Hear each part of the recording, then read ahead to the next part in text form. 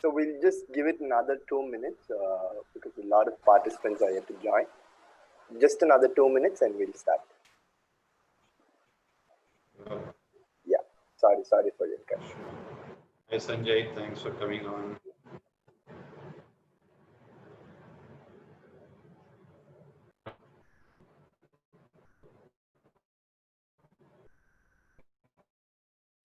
Hey, hi everyone. Good to see you.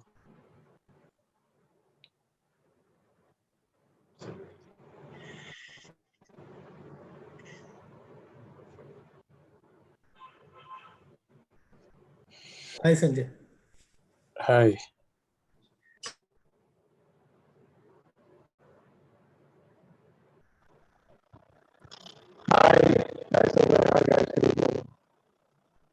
Hi Rishesh. There is some noise disturbance from your.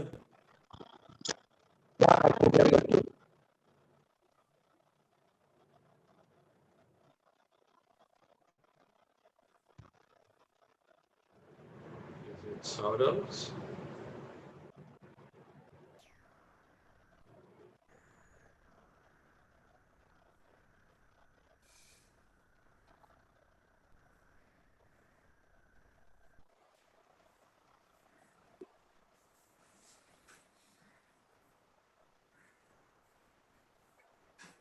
So very good evening to all of you. So it's my pleasure in welcoming you all today for this Ask Me Anything session with investors. So I would like to introduce the panel's moderator for the session, Mr. Arun Natarajan.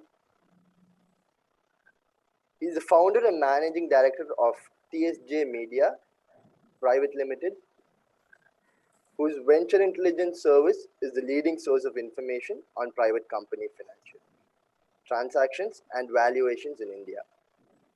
Venture intelligence has been tracking private equity, venture capital, and mergers and acquisition in India since 2002. He has over 20 years of research and media experience and founded Venture Intelligence based on his experience in observing and working with multiple companies, including their business planning and financing. He is the current vice president of TIE Chennai. He is frequently invited to speak on private equity and venture capital trends at various events organized by premium organizations like CII, TIE, Super Investor, etc. He had earlier worked as a senior research analyst with the Hindu Business Line, a leading Indian business daily, and consulted with internet services ventures like SIFI. He has a PGD financial management and a BTech in chemical engineering.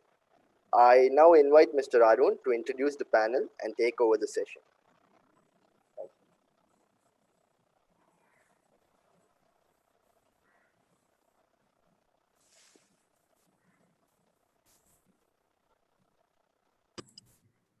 I think Arun is not visible.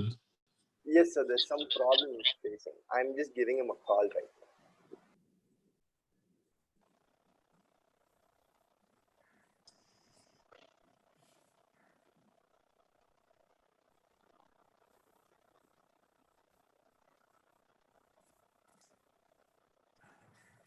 How are the things otherwise in Chennai, Vishesh?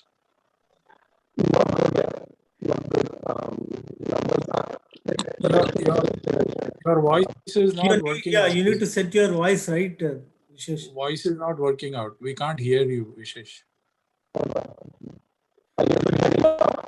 No, it's all confusing. Can you just remove your wireless and speak directly? Yeah. Because then this. No, you remove your wireless. Who is working fine all this while? I don't know why, Mr. Is it better? Yeah, clear. Okay, strange because last time I tried doing that with Arun, it all looked fine. So anyway, I'm glad you can hear me. Yeah, not good, Sanjay, but the numbers aren't as bad as it is in Bombay. But it's all a matter of time. We are just behind.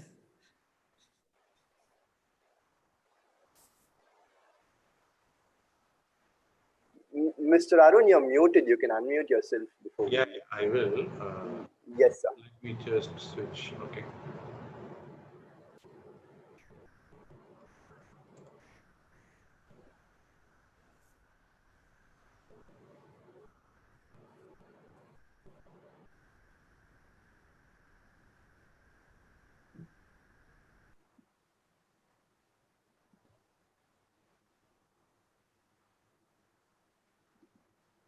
So, Sarah, we can start when you say we're ready.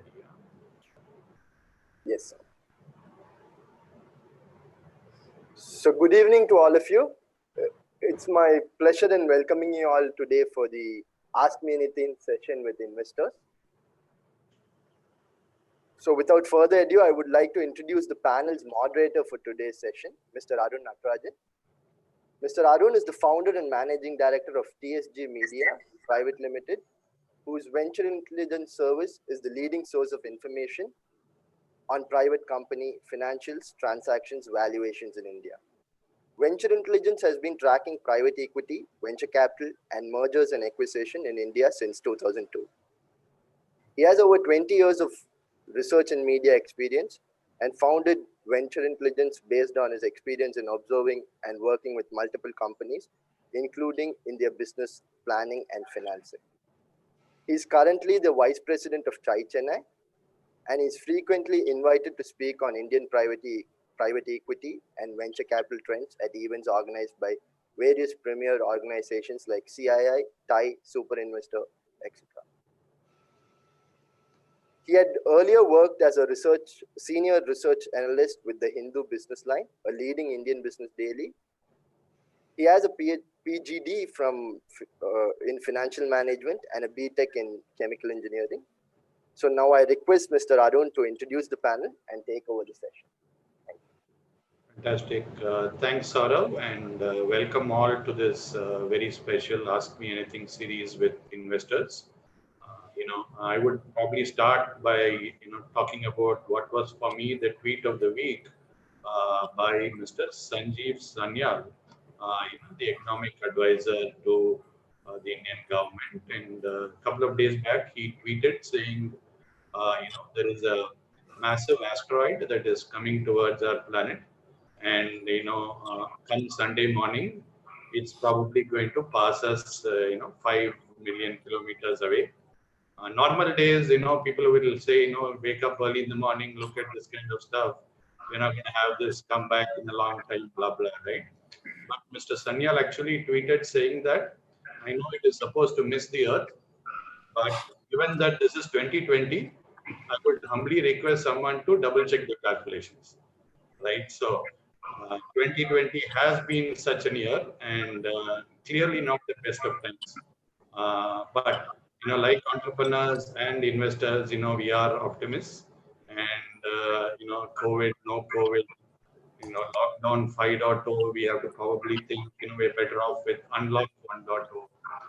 That's the way entrepreneurs are, and that's really what makes them what they are.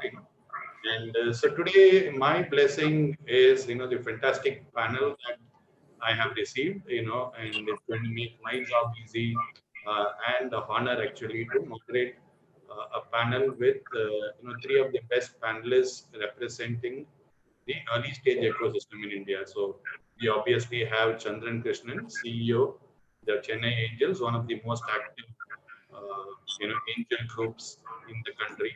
And you see his profile come up, and this will keep repeating. So you already know him quite well, especially those in Chennai.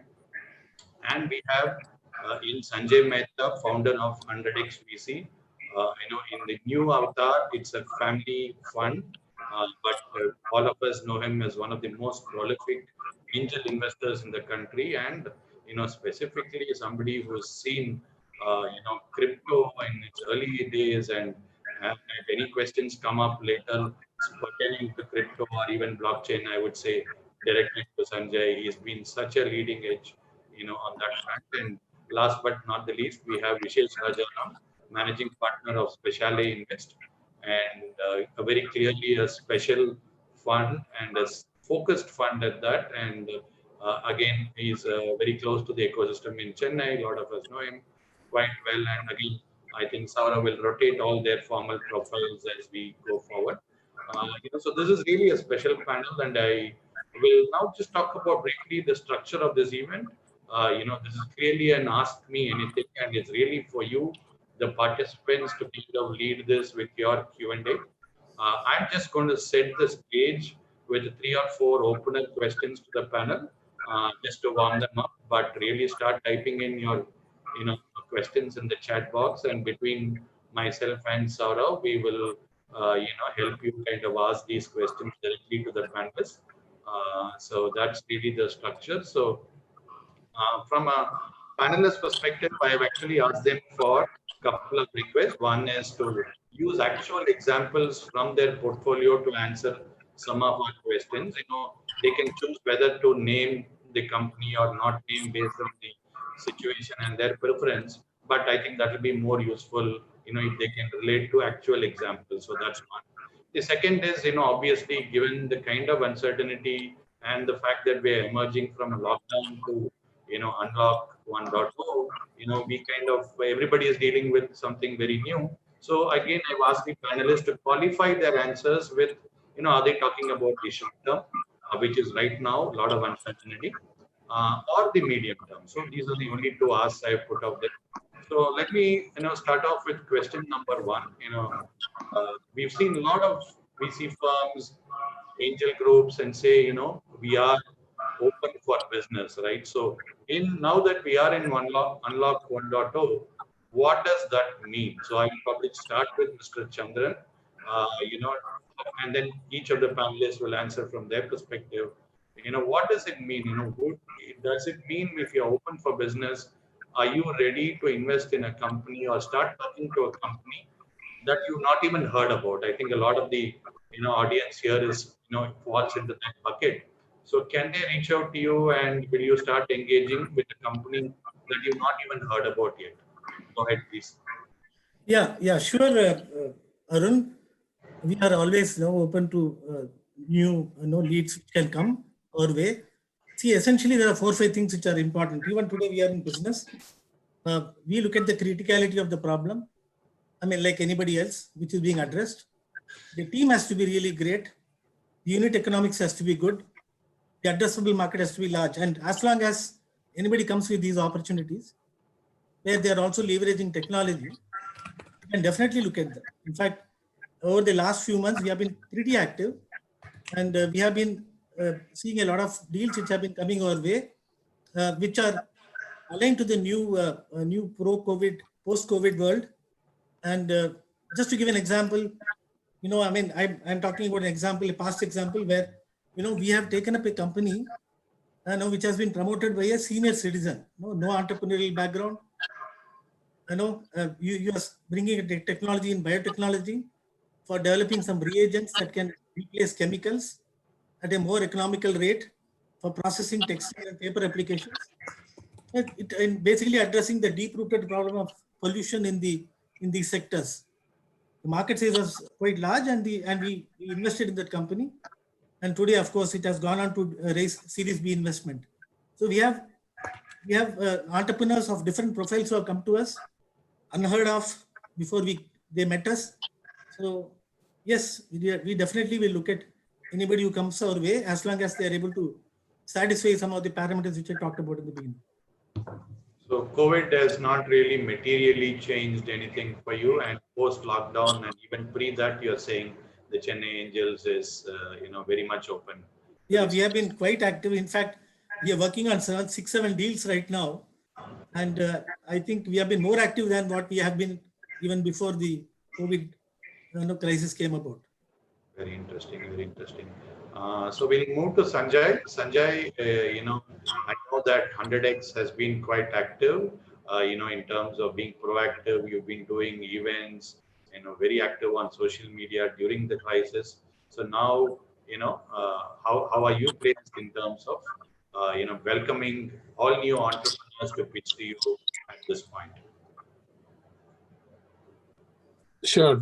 Thank you, Arun, and thank you, TiE Chennai, for setting this up. So we have refined our investment thesis.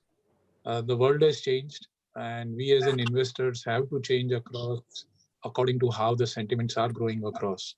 And while fundamentals remains the same, I mean, what we learned across and unlearned in the first 2 months of our lockdown, starting across from March side of it, there has been a lot of new opportunities which has emerged out of the COVID times, and we are definitely looking at those kind of opportunities for our next class, which is class 2 companies. While we wanted to, so we at 100x we invest in a batch mode. So we had our class 1 happening across in December. The next one was scheduled for April, which now is postponed to maybe July or August. We'll just open up the next batch of companies. But what we have seen, Arun, is the cost of customer acquisition has gone down drastically. All the contracts, which usually were, earlier with high capex or high investment, be it rent across, all things are getting renegotiated. The employee cost has come down drastically, and you are able to hire talent at a much better rate, and talent is available. So if I have to look factor in all these changes which are happening across in the ecosystem, we are trying to look at those kind of startups which are able to leverage that. See, there is challenge, there is adversity in the market, but there are entrepreneurs who are taking the advantage of this situation and growing at a good pace. And we are working with and in discovering those set of entrepreneurs who believe will be able to use the current crisis at their advantage rather than being on the sidelines. Yes, there are sectors which are going to be heavily impacted, and they would have to pivot themselves or lie low till the time their business starts coming up. But for us, because we look into a periodic investments, which is going to be 3 to 4 months to invest in a batch mode, we have to look at the current, kind of momentum, and we select startups accordingly to invest. We are a first check investor by our thesis, and we write the first check and do the discovery so that the subsequent investors can look at these companies. So we believe there are good opportunities which are coming up, and we are keen to invest into the space. Very nice, very nice. Thank you so much for that. So, Vishesh, over to you. Clearly Sanjay says, he would prefer companies with some tailwind, because of the crisis. Given how Specially is very focused on, deep technology, enterprise technology, at least pre-COVID, so you can change your strategy live. But in terms of, where you are at this point, how can entrepreneurs, what kind of entrepreneurs are you looking out for at this point? Yeah, I think a few things, right? We're largely B2B, deep sciences, deep technology fund. We invest in anywhere between 15 and 20 companies in every fund cycle, which means we're very focused. And, we do a few investments in the year. We don't do double-digit investments in a year, which means we go find the thesis, spend a lot of time, look at multiple companies, try and pick something that looks like a potential winner. The approach itself hasn't changed, and we don't think there is a need to change it significantly at this point of time. The COVID has, in the last few months, clearly made people realize that technology is being adopted faster than ever before. I managed to glance some slides another fund had put together, which showed, hockey sticks in the last 3 months on 10 or 15 different verticals and segments, largely indicating that you can either call it digital transformation or adoption of technology, right? And hence, if people are sort of building on those sides and funds like us sort of focusing on that, I think there isn't a significant change in approach and strategy. Having said that, we, like some of the others on the call, are also first check investors in companies. And more often than not, we have no more than 2 to 5 people in the company when we write a check. No revenues, no products. So our ability to relate, empathize, understand, and share the vision of the founder is right on top of parameters we look for. And it is not easy to do that on Zoom. But we will get there. I think we are engaging with founders. We are spending a lot of time with people. We're being upfront with them that we're not experts on doing deals over Zoom, and hence we may take a little longer than otherwise. But if they sort of fit in the bar and the criteria of disruption of technology, sweet spot, desire for the founder to suffer for the next 5 years, all of those, then I think we're right up there. What we're also doing is there have been a handful of companies and founders that we've kept track the last 18, 24 months. And we clearly know these founders. We have a lot more information, judgment of them, and they clearly are in the priority list of deals we're evaluating. We will look at new ones, but we will be slower than we are. Thanks for that honest answer. So quite a few VC firms in Bangalore have actually opened up offices, the last week or so at least, right? So in that sense, it's back to business. But definitely the interesting part is, whether you would do or anybody would do a deal without meeting the entrepreneur in person. So that's an interesting aspect. So it's probably going to initiate the conversation, but hopefully, you should be able to consume it, after meeting the entrepreneurs in person. I do have one point though. I think, Sure. this is the suggestion to entrepreneurs, and we're telling a lot of these, the founders that we're interacting, is to try and find strong references to the VCs. I think that's sort of the surrogate for me to not having met somebody is to know someone really well who's met and known that person. Sure. That's the closest surrogate to not meeting someone. Right? And I think that will be the closest to me doing a transaction is if, I haven't met the founder, someone I know really well knows the founder really well. I think that network effect can be a surrogate to not having met or not having physically interacted with that person, because there are lots of cues you sort of pick up, beyond the presentation and beyond what they're seeing. There's just a lot more softer aspects that people like us value a lot. Very interesting. Thank you for that. And, so introductions, traditionally has been referrals, even more so, now. Clearly. So, Mr. Chandran, this question is more, from an operational company. There are quite a few companies, I'm sure we will encounter them during the course of this chat, who are, because of the current situation, COVID and lockdown, are really hurting for cash flow, right? So their customers are unable to pay because they themselves aren't, in a good situation, or just physically impossible to get around to paying up and so on. So some of these, entrepreneurs have been thinking and asking, venture capital or angels an answer to that issue, right? So the company didn't think about venture capital route earlier, but now, given that, they are cash flow constrained, they are thinking about venture capital. Do you think that is a good idea, or, is this not the kind of investor they should look for such a situation, and there are other avenues? Okay, so I need to set a context here. I think Arun, you already know about this. I had spoken about it in an earlier webinar. See, over the last 2 months, Chennai Angels, we have actually, I want to give this context, then I'll come to the question which you have raised. Basically, last 2 months, we have actually been looking at all our companies. They are trying to find out what is the impact COVID has had on them. And basically, we found 5 types of companies. Now, type 1, companies operating in sectors which are doing well. The business is actually stable and even surging. Clearly, they do not need any financial support. They are actually they are pro-digital, so they are doing well. So that they are type 1 companies, they don't need any support. Now, type 2 are companies who have raised funds recently, have a decent cash runway, but their revenue prospects have been affected. They too do not require support because they have recently raised some money. Then we found type 3 companies, businesses who are struggling for revenues. they have limited cash runway, but they can pivot their business model aligned to the new paradigm.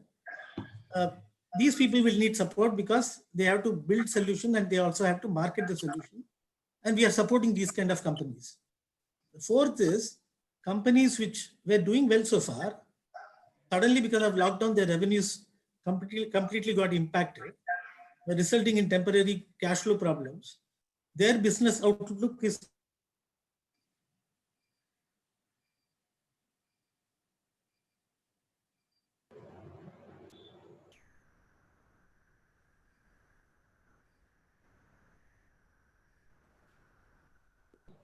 I'm unable to hear Chandran. Yeah, maybe he's on a free screen. You might want to pass that around a bit. Maybe Sanjay, you can go for Chandran. Are you back? You had a challenge on the hearing you. I think it's a bit of a screen freeze. Saurav, you can get to Chandran offline and see if we can. So meanwhile, will Sanjay be able to take this one? In terms of should entrepreneurs? I think Chandran was just getting to that kind of company when we had a connectivity issue for him. The issue is, should entrepreneurs who are not normally kind of ideal for a venture capital kind of business, does COVID change things, and will you look at a company either at your family office or as an individual or a fund level, businesses that are good but not necessarily a VC type business in normal circumstance? So I see Chandran back, but maybe Sanjay, you could give a shot at it. What should those companies that are constrained for cash flow during this situation, should they look at VC at all? So my take for those kind of companies would be, continue bootstrap, reduce expenses, go to banks, take loans. Venture capital is not meant for those kind of, niche business or lifestyle businesses. So we would like to focus investing ourselves. The capital allocation is purely for businesses which are high growth, exponential, tech enabled. So those non-linear, anything which is non-linear would excite us. So lifestyle businesses, while we own a couple of businesses as a family, which are doing cash flow business and cash flow generations, but those are where we own majority kind of stuff, and this would not work across, as a model. So from the venture fund side of it, we will not invest any capital into lifestyle business. Chandran, we had lost you, just when you're talking about such businesses which are, constrained by cash flow at this point in time. So maybe complete that strain of thought. Yeah. So I was actually trying to describe the different kind of companies we found in our portfolio. Why I gave this background. So there are two types of companies where we have taken the initiative to fund. They're all our portfolio companies.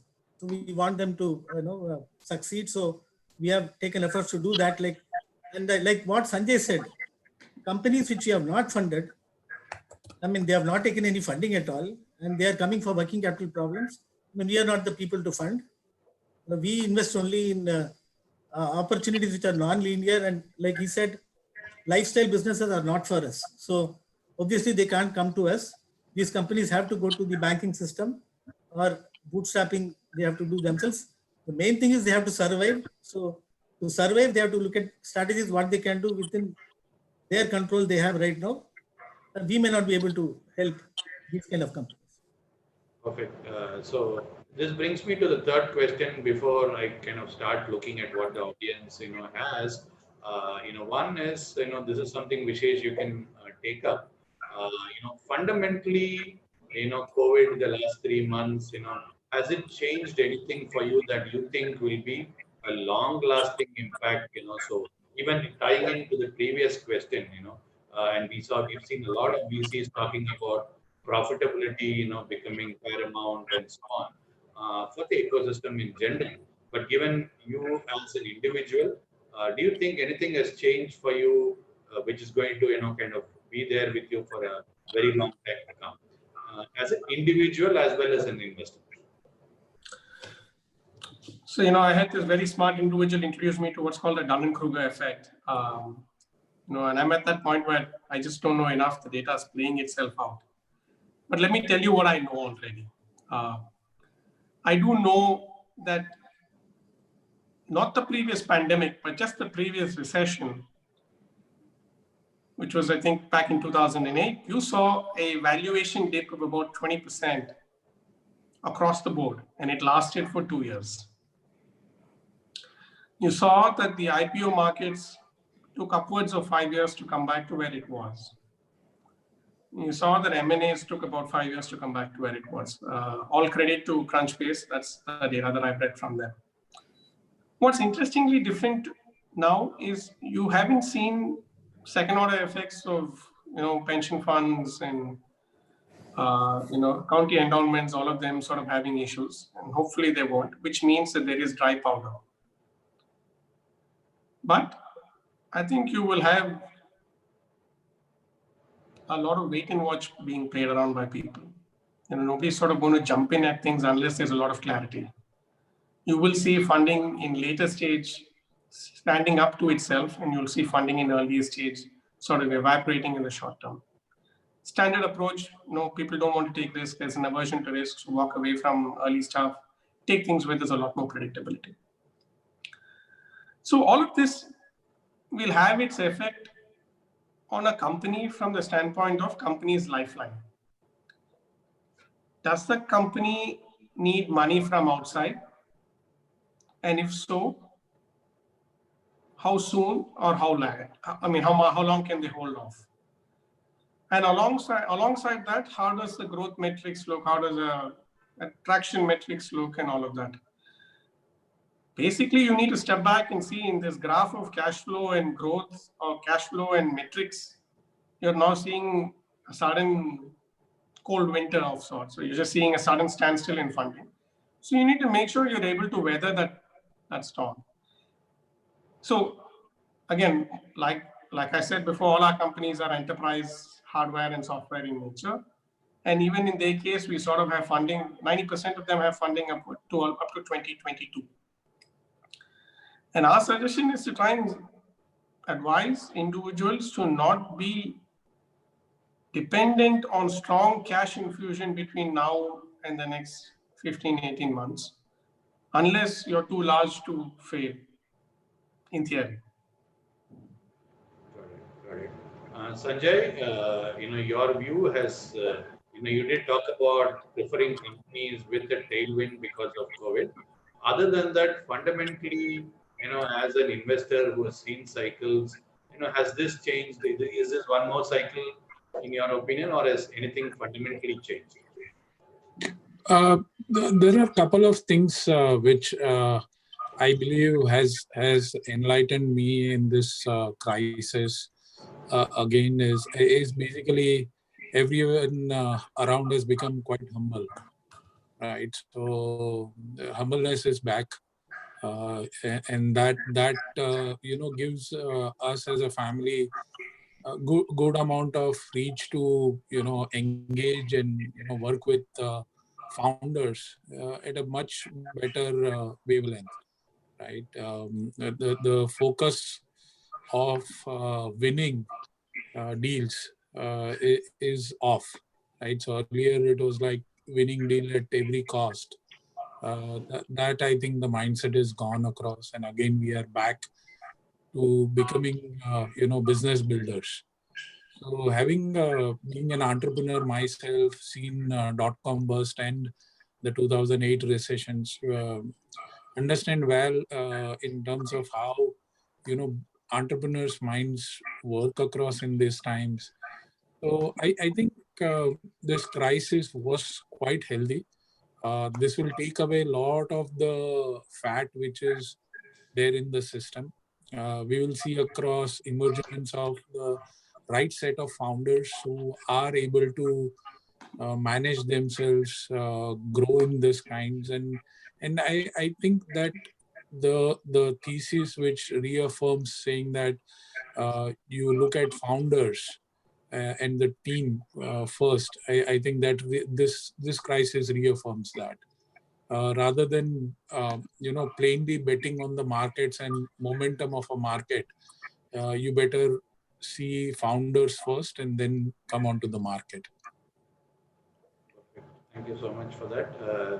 Chandran, I'm seeing already some questions come up, which are down your street in the, chat panel. But, is there anything that you think, I think you mentioned in one of our previous conversations, working remotely is actually making you very productive, right? More than even coming all the way to, IIT Research Park and so on, right? So broadly, has anything fundamentally changed, or you clearly said you're open for business and this thing, but as an individual, maybe what has this changed? You again seen crisis. This is, I don't know, fourth or fifth for you. I don't want to age you there, but there you go. Does this seem any different? Obviously, there's a healthcare angle to this crisis, which was not there before in the previous two at least. Anything else that has fundamentally changed? Yeah. See, I think like everybody would have realized the world has completely changed. Until now, we were living in a physical world, where we have to, we go out, we travel, we, go to restaurants for eating or meeting people, attending conference, events. So basically, it was a physical kind of a experience. Now it has completely changed into a virtual world now. Our past life seems to have completely melted into a dream. Cannot imagine doing some of the things we were doing earlier. Life has turned completely indoors, which means that we need to perform all our services and be entertained at home itself. This will lead to, this has already started changing a lot in the market. We are seeing accelerated digitalization, higher adoption of e-commerce, online gaming, telemedicine, watching digital media, everything is from home. And we are clearly seeing also that happening in terms of the leads which are getting now. Everybody is now trying to focus at how to look at moving into the online world now from the offline. So that is the kind of change it is. So we are now completely moved from offline world and trying to move to an online world. I'm sure after some time we'll go back a little to the offline world as well. But today everything seems to be focused online. And as you said, what has happened is now we seem to have a lot of time in our hands. Earlier we used to travel and we used to chit chat maybe when we meet people. All that is gone. So it is continuous work. And like I said, the productivity seems to have actually hit a roof now compared to what it used to be earlier. Very interesting, sir. So I will dive into questions, from the audience. Good to see a few of them starting to come our way on the chat box. So I'll combine ones that seem similar. For example, the very first question was regarding I see Ranjit Kumar, it is who's a new member at TiE Chennai. Welcome, sir. And he's asked about how to apply for angel funding. And then I see a similar question from Mr. Jawahar a little later, asking about, is there a standard format in which I need to put all the details in place, before approaching a VC? So these are essentially mechanics, in terms of how to go about it. So I'm happy if anybody, Saurav, you want to unmute any of them, they could ask in more detail. If Mr. Ranjit Kumar is still there, maybe you can start with him. So what exactly is he looking for, when he asks how to apply? So beyond the obvious thing of going to the ChennaiAngels.com, right? So what is he looking for? There's a lot of details there. I'm answering on behalf of Chandran, but do you want to unmute the first audience participant, Saurav? Mr. Ranjit Kumar isn't right now in the... Okay, fair enough. Is Jawahar available? He has a similar question. Yeah, I'll be unmuting Mr. Jawahar. Yes, sir. Good evening, sir. This is Jawahar from Coimbatore. So I'm a new entrepreneur, and my area of interest is in coir products. So around in Pollachi belt. So I'm in the process of seeking a bank loan as well. But in the long run, I would like to know, how do I approach Chennai Angels? Is there a format? What kind of details should I put in place before I come to you for the first meeting? what are the things you expect? Is there a format that you have in Chennai Angels? If you can share it with us, it would be great. Okay, you said that you are making coir products, right? Yes, sir. Yes. Yeah, see, I think there was a reference to this even earlier. See, normally these kind of businesses, where you are making a product where you have to invest in maybe some machinery, then you have to make the product and sell in the market. You have inventories and then you have distributors receive. So this is a typical traditional business. And normally when you come to angel investments or VC investment, they look for a business opportunity which can scale rapidly using technology. So I know Pollachi. I have been there. I have actually seen some of these units in my life. So angel investment may not be the right route for you. You may have to go through the bank route, is what I would say. But I'm happy to talk to you. Basically, you should be addressing some problem which is deep rooted, which you are trying to address and which can scale rapidly, and the market should be huge. So the parameters which we look for, your business will not actually qualify. But I'm happy to talk to you. You can reach out to me anytime.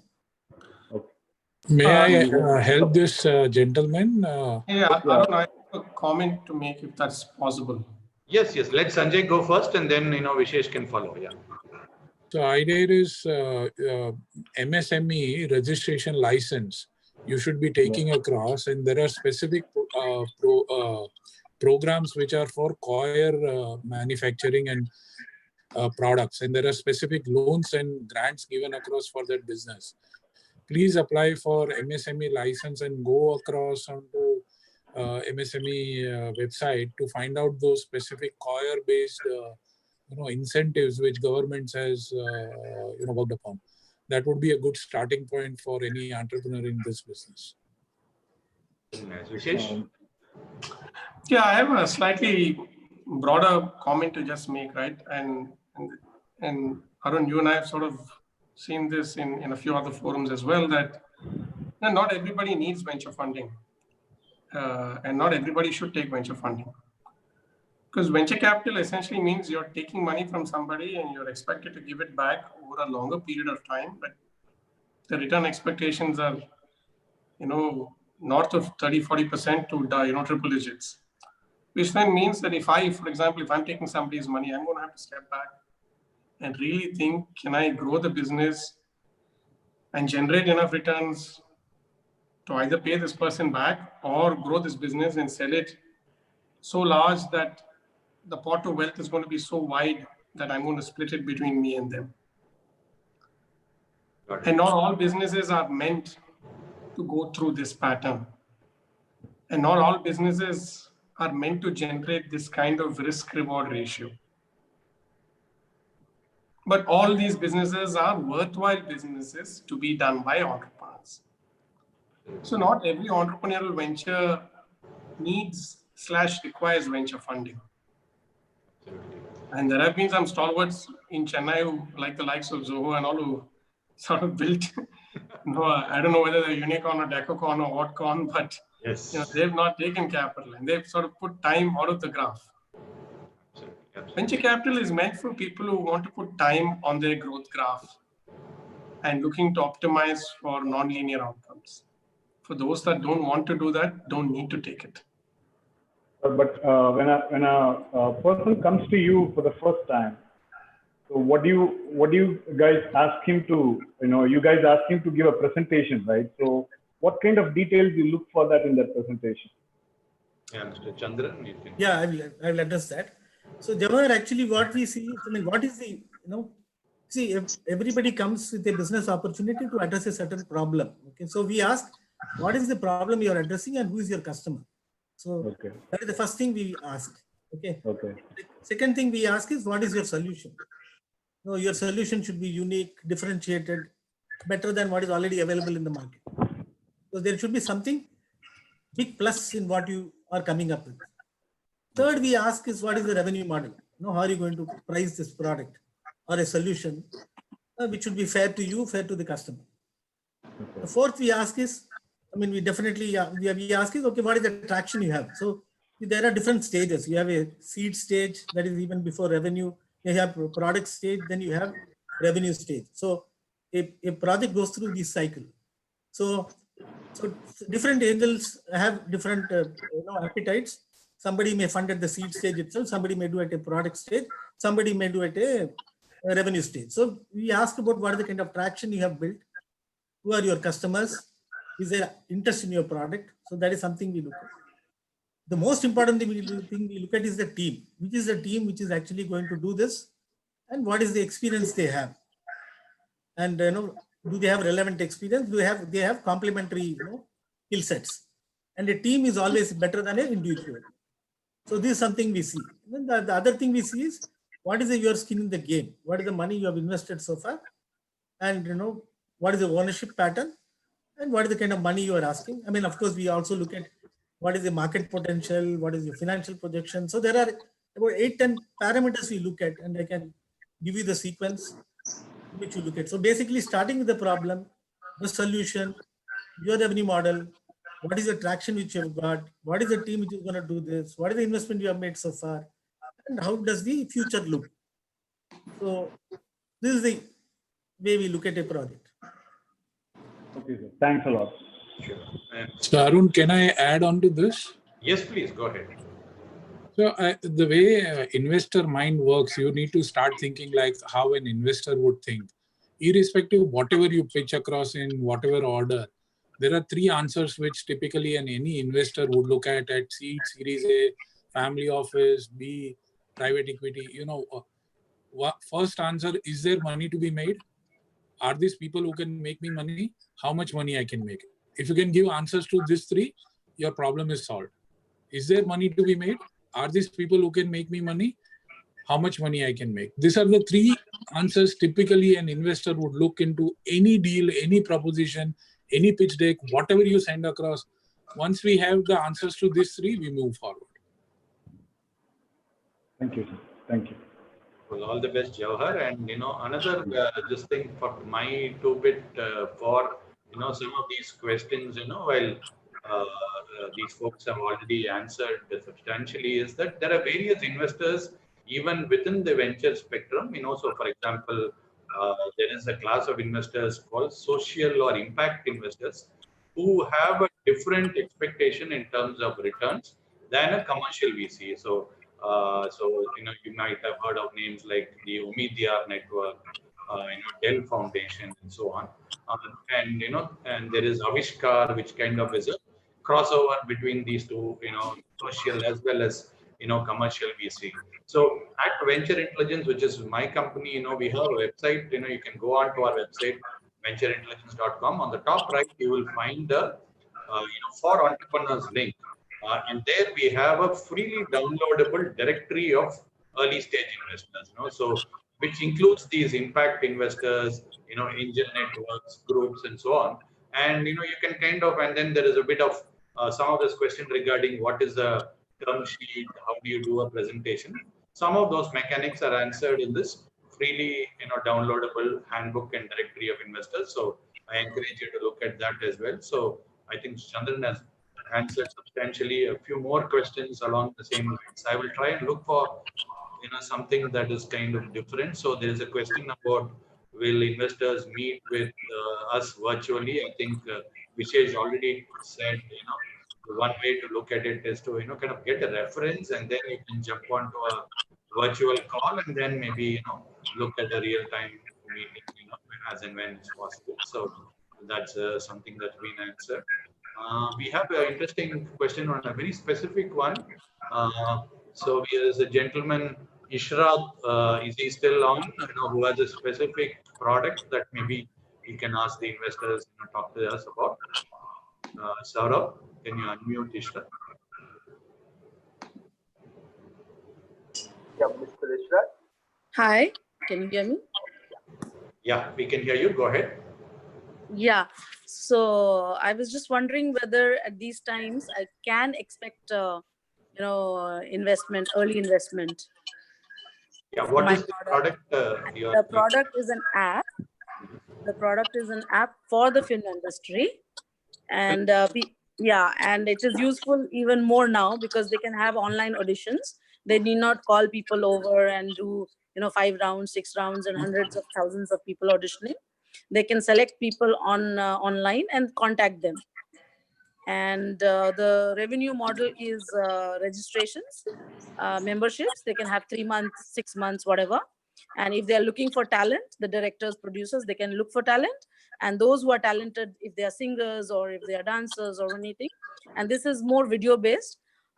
We have just one competition on India level, but they are mostly serving Bombay and Delhi. So for South, we really don't have anything. US, we have a lot of apps like that. Lot means quite a few, say 3, 4, which are working properly. Sure. So in that way, it's kind of the need of the hour. I have also worked in the film industry Absolutely. for about 10 years now, and I know a lot of people. I took feedback from them. So they feel, yes, there is a need, especially for equipment rental and things like that. Interesting. So yeah, that's the state. Sure. Sanjay and Chandran, is this something that would be of interest, to folks like you? So Sanjay, we wanna would take not first? be, yeah, so we would not be interested in this kind of business. In the current times, we believe that this industry is going to be quite hit in that sense, Yes. and people would not be looking across and onboarding customers, and there would be a lot of challenges and frictions in this times, and we believe that these are not the right times to invest in this business. Yeah, I am similar. No, what I said sometime back.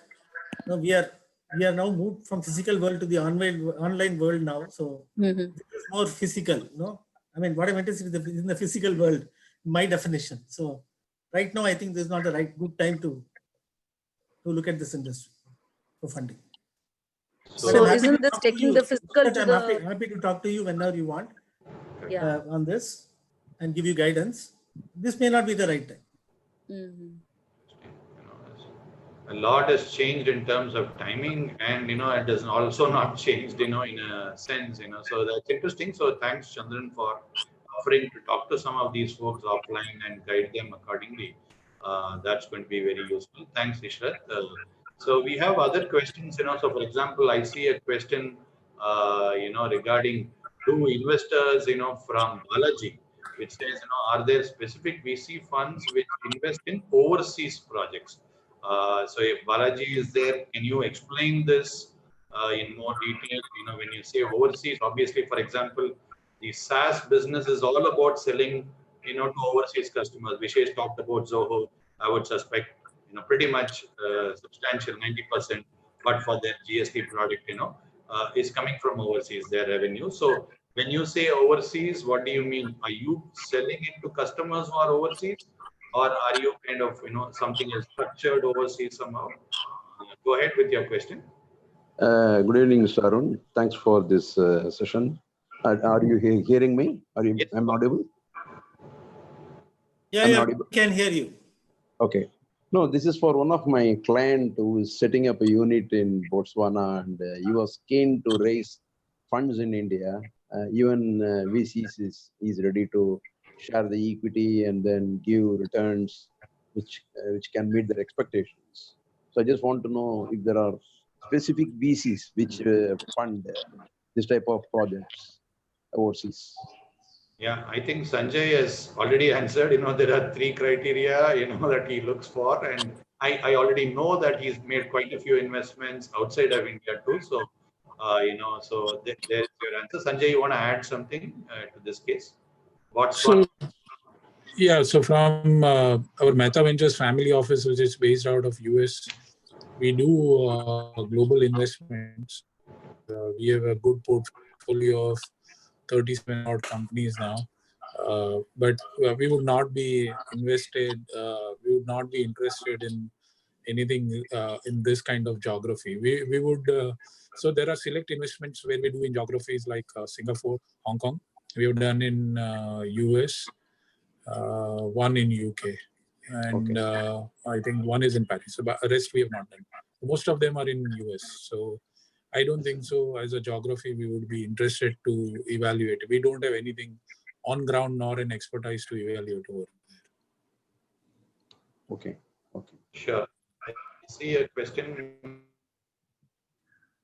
Another question from one Satish Kumar, apart from asking about virtual meetings, he said, if we can unmute him, we can ask him about his company. He's talking about a non-revenue generating but technology oriented. If Mr. Satish Kumar is available, go ahead, please.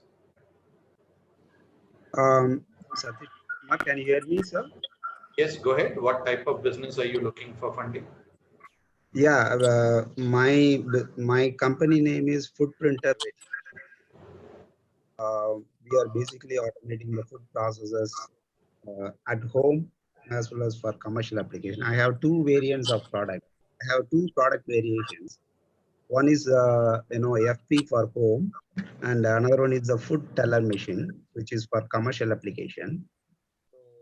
For home application, we are making a robotics-based IoT product, right, which completely automates the breakfast, lunch, and dinner necessary for them. Okay. So, and also it is cloud connected for uploading and downloading of recipes. And we are also considering tying up with some supermarkets. So if I understand, this is more of an IoT kind of product to help with cooking. Is that right?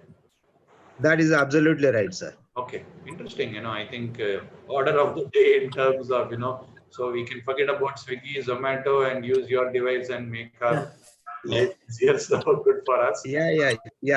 We on November 13th, we have given a demonstration to Dr. Milesamy and other at our Chennai office.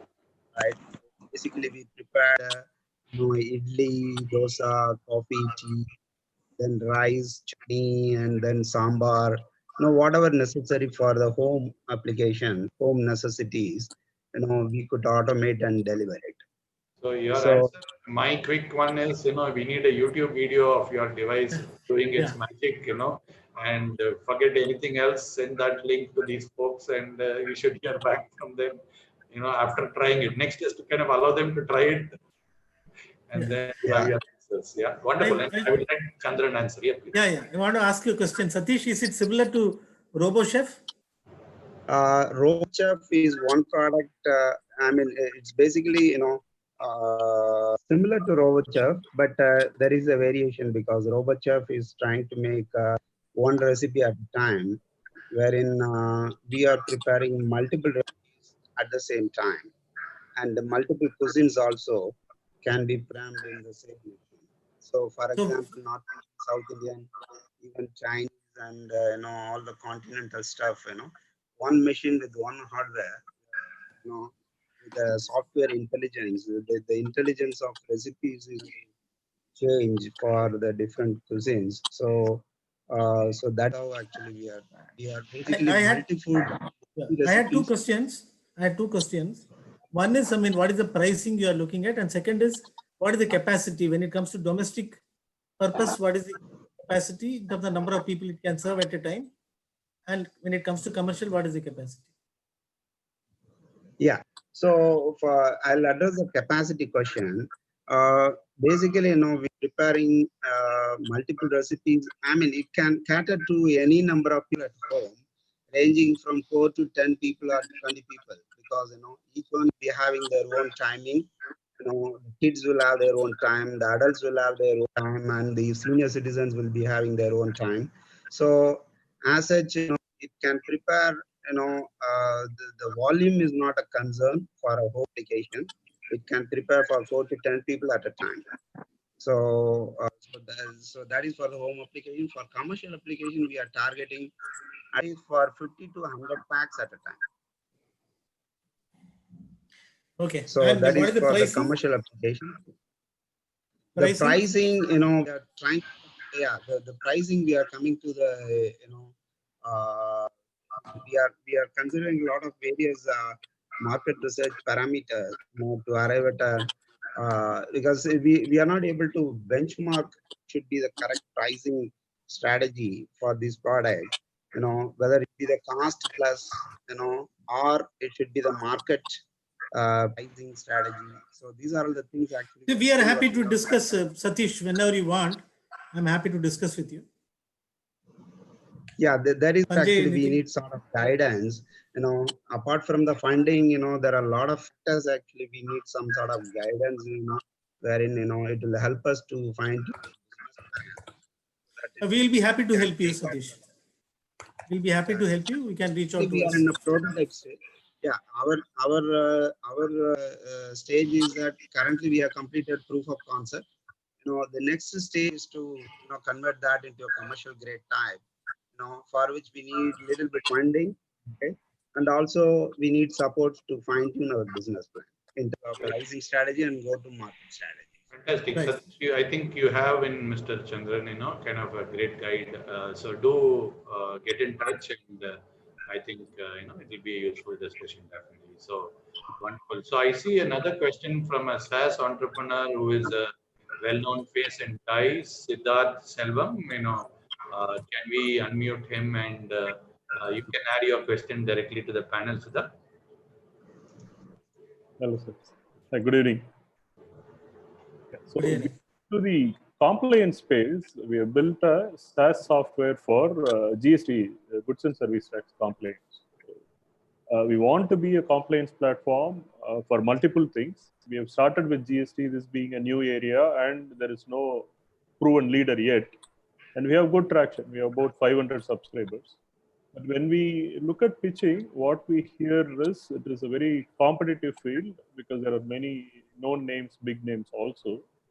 Even though we have clear differentiation and traction with 500 subscribers, we still see, VC see this, investors see this as a competitive market. How do we go about this? Because our vision is to be a cross-platform, a complete compliance platform for SMEs. Yeah, there are two ventures which are already approached us on this. I think there are two other players who are actually operating in this space. I know, and so you are looking at SMEs right now. So what is your pricing model? How much do you charge per month? We charge about 10,000 on average, 10 to 20,000. Yeah, that is the sweet spot for GST today. So how much revenue are you making now per month? We're about 1 lakh a month because we are in the early stage where we are giving out trial for 3 months and then we sign them up. This COVID times we have taken a hit, but we are at least at about 500 subscriber base we have. Only a portion of them are in the paid module. So we are in transition from free to paid. You are in a competitive space because there are others also who are already offering similar solutions. So you'll have a challenge. So that's having said that, happy to talk and guide you anytime. Sure. Wonderful.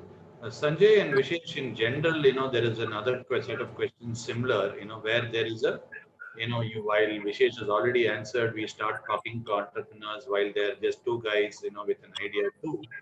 That answers the minimum requirement for approaching. But this, competitive landscape, right? So the same question that Siddharth had, whenever people approach you, obviously that's of importance to know that, if Zoho is doing GST, the big daddy is there and so on, an entrepreneur can be questioned. But how, in your experience with real, cases in the past, previous funds and investments as well, how have your entrepreneurs dealt with, let's say either the space already being competitive or, kind of suddenly a big daddy enters the space and, things get, chaotic. Can you give some examples of how entrepreneurs have managed that kind of issue, either pre-funding or, after funding, somebody arrives with, a very large backing, for example. So any of you guys can go for it,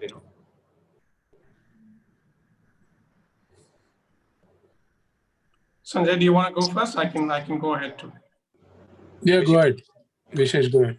I think you're mentioning two or three different threads here, right? There's one thread is, hey, you sort of started with a certain hypothesis and thesis, and then you see a big new entrant coming in or a large person sort of shifting lanes in there, and how do you sort of react? I think, if I can sort of relate to that experience, we have an investment from our previous activities, which is in the electric vehicle space, and it's a company called Ultraviolet. And in this case, you've seen every large OEM company sort of put, and they began doing this project back in 2016. And in 2016, EV was not so much as reality as it is today. And 2-3 years going in, they started seeing all the big banner boys come in with saying that they have a model or they have a plan, and a lot of them have also launched products, right? In this case, and our learning has been that a company like Ultraviolet has sort of stepped back to identify what their ethos is, where their DNA is, and what their strength is, right? While everybody can make a bike or a scooter, which is most sturdy, most economical, we've stepped back to say that there could be inner core technologies within this vehicle that is fundamentally hard to create, or where we can have our differentiation. And we've then sort of identified where our core IP or trade secret is and where our comparative advantage comes from, and continue to focus and build on that. The common message from this is that you need to identify what your strength is. If you are creating a new category, which by the way is sort of our preference, we'd like to back companies that are creating new categories or that are fundamentally disrupting the market, then you have a moat to sort of build on. But you may also have a moat by being the 600th CRM company, and your moat could be execution, right? And then you need to step back and build on that. You have to be very clear where your competitive advantage comes from. It could come from technology, it could come from people, it could come from business model, it could come from GTM, focusing on something that nobody else is focusing, whatever, right? It could be any of them. The question is, you need to identify and double down on that. Specific to us, like I said, we'd like to go after guys who have technology as a mode, where you're fundamentally doing something different, you're doing something that hasn't existed before. All of that sort of excites us. But there are other ways to also sort of find your competitiveness. But without that, it's sort of very easy to get lost in the forest.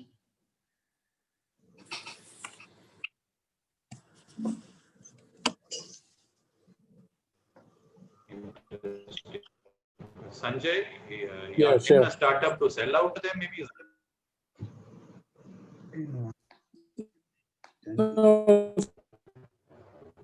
So the way I invest of the startups, the timing of the market is very important.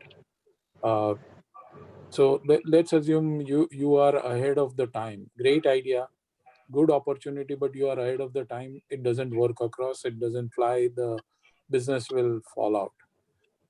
You are late into the market. So for example, if I have to take an example of timing, if somebody is building, let's say, driverless cars, there are a lot of investments happening across in the space, but first check investor, we would not like to get into that space right now because we feel it's ahead of time. So while we are learning the stuff, we are not investing. There are times where the growth is behind us. While the market is huge, but the growth is behind. So if somebody is going to build another Flipkart or Amazon, the growth is behind. While the market is great, but there are pole positions which have been taken across. You can't enter into that. There are businesses where these are making money, but the market is too small. So it becomes like a niche business, right? So you can't enter into that business. Lastly, when the market is right now small, rapidly growing, and you are one of the players who have that potential to take that leadership position, is the space where, as an investor, I would look upon. So it is very important for us to identify what is the timing of the market, right? So all businesses are great, but as Vishesh mentioned, not all businesses are venture fundable. Right? So very similarly, we have to find timing. Once you have timing, then the things fall in place much better in terms of the investment side of it. And a couple of modes which I believe are very important, and we look upon continuously in terms of what is that unfair advantage that this startup carries across, right? And there can be multiple. So a startup which is where a lot of the data is collected and there are high switching costs would be of an interest. There's a good amount of brand which is possible to build across. It's good interest to us. There is fundamental innovation and an IP which has been built across, and you would be keen to look at that would be of a good interest. So, what are those typical modes which you created or barriers to entry? So, this kind of businesses who we would be keen to just look at as an VC investment. Sure. Interesting. So thanks for that. And Saurav, there is a question from Ramya, who is in the SaaS space. Do you want to, is she available to ask the question?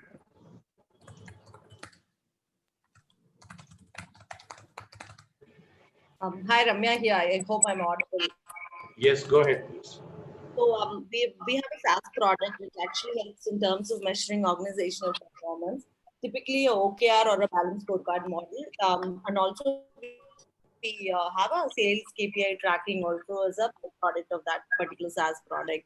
So we've been there, we incorporated the company like 4 months back, and we have an early traction now. We have the company like close to 200 onboarded as a user as of now.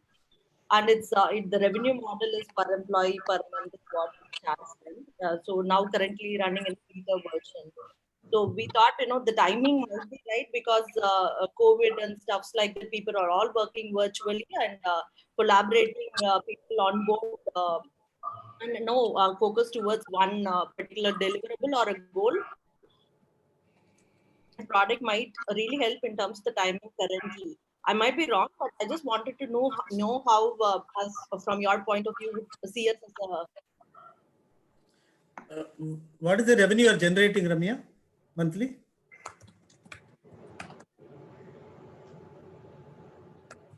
Can you hear me, Ramya?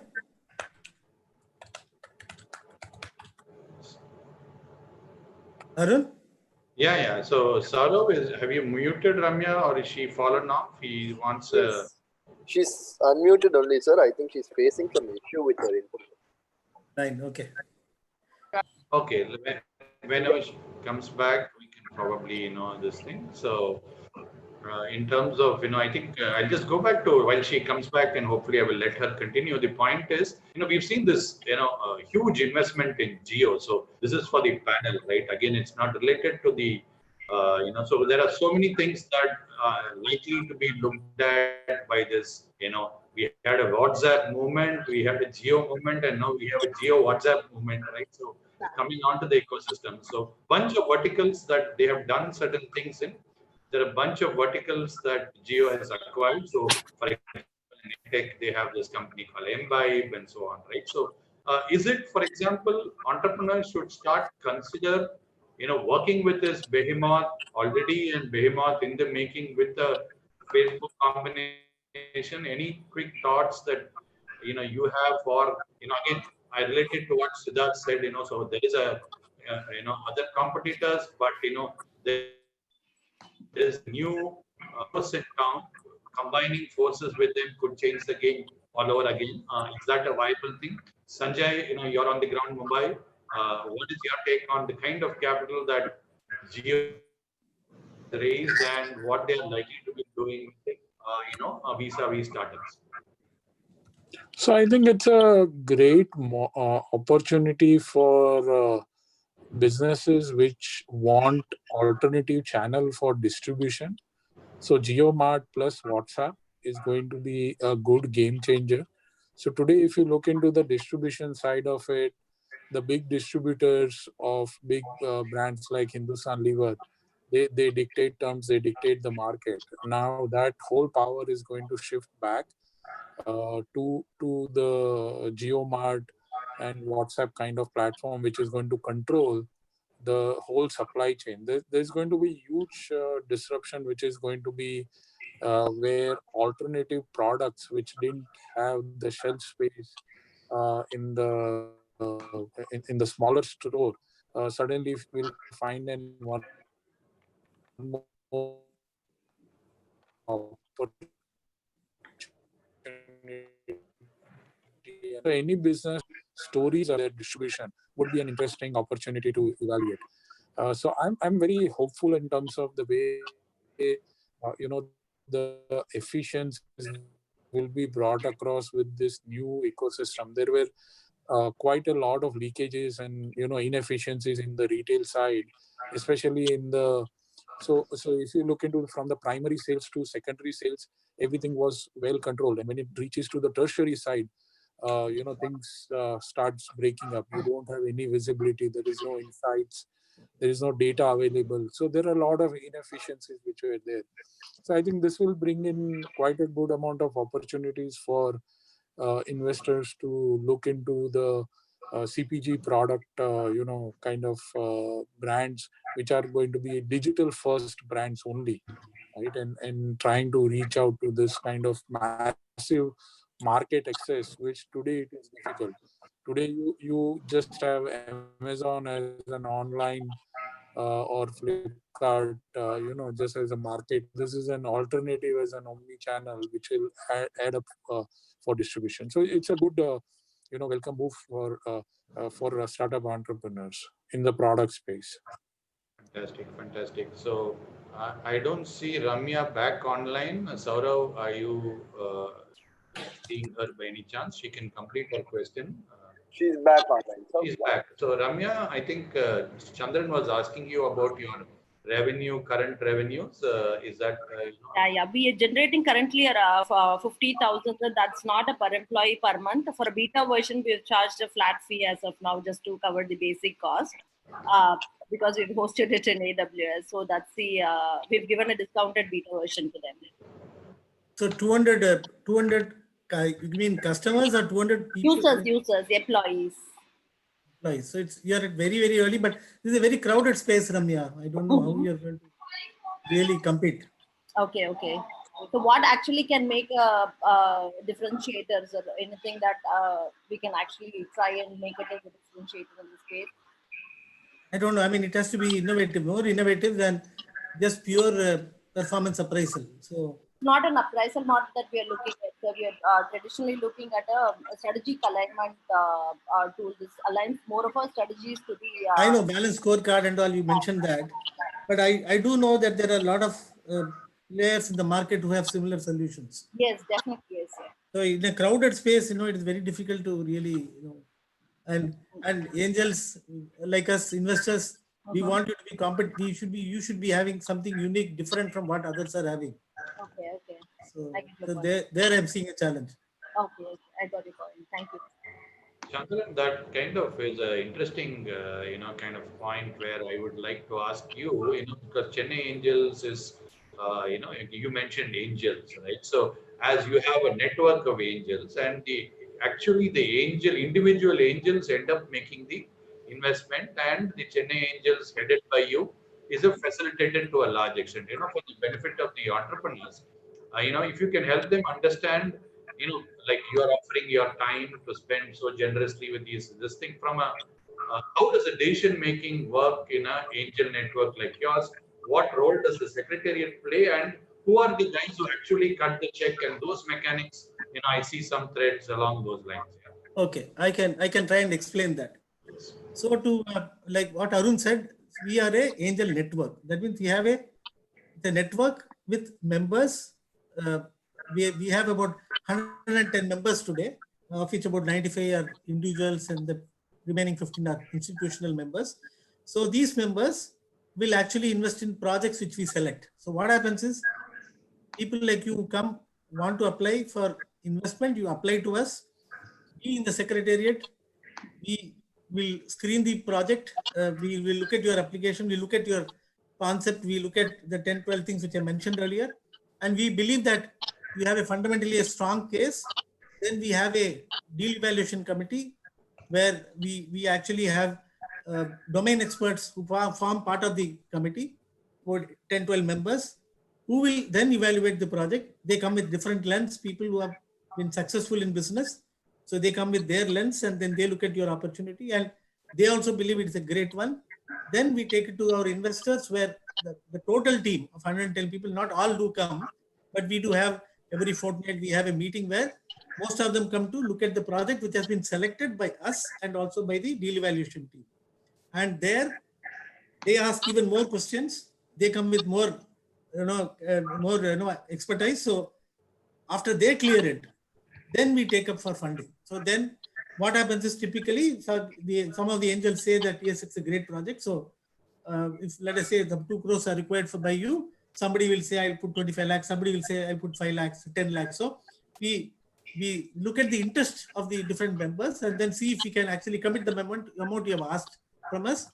Then after that, there are a lot of, we do due diligence, we negotiate a term sheet, due diligence. Then after that, we get into SHA. And so there's a process. The whole thing takes about 3.5 months from the day you come and the day you complete. I'm saying the outside, but it can be lower also. So this is the process we follow. So anyone has any query on this, I'm happy to answer it. So Sanjay, there's another question from Anand Khanna, who says his bandwidth is low, so he can't ask it himself. But he's described himself as an online jeweler, but from a family, I understand, which is in the jewelry trade. They've been bootstrapping this for 6 years now. So so they are therefore not a startup, 5 years crossed, but a family behind it.